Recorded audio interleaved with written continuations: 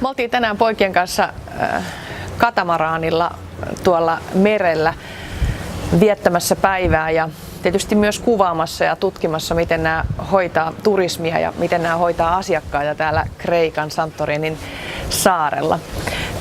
Mun mielestä kun on turistina paikoissa, käy ravintoloissa, osallistuu erilaisiin tapahtumiin, katsoo miten hotellihenkilökunta ottaa sua vastaan, niin siitä saa aika paljon ideoita siihen, että mistä ilmapiirin johtamisessa on kysymys.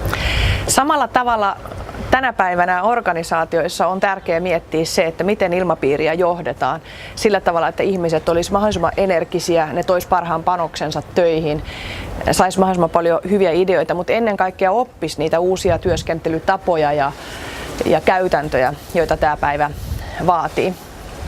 Tämmöisiltä matkoilta saa hyviä ideoita siihen, että miten sitä voi tehdä.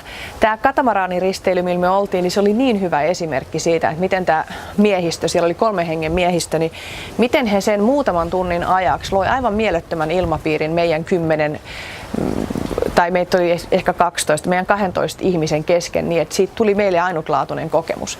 Ja kun mä haastattelin tätä henkilökuntaa, niin mä sain tietää, että he tekee 6-7 kuukautta putkeen töitä, yli 12 tuntia päivässä. Niillä on 2 tämmöistä eri porukkaa tulee sinne laivalle yhden päivän aikana, niillä ei ole yhtään vapaa päivää.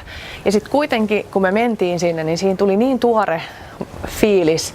Vaikutti siltä, että ne oli innostuneita työstään, ne kyseli meiltä asioilta, ne katsoi meitä silmiin ja ne niin kuin todella sai meidät tuntemaan itsemme tervetulleiksi siihen heidän laivaan. Eikä heistä näkynyt millään tavalla, että he olisivat puutuneita siihen työhön, vaikka he kyllä ironisesti, kun mä vähän kyselin niiltä asioita, niin sanoi, että heillä ei ole elämää.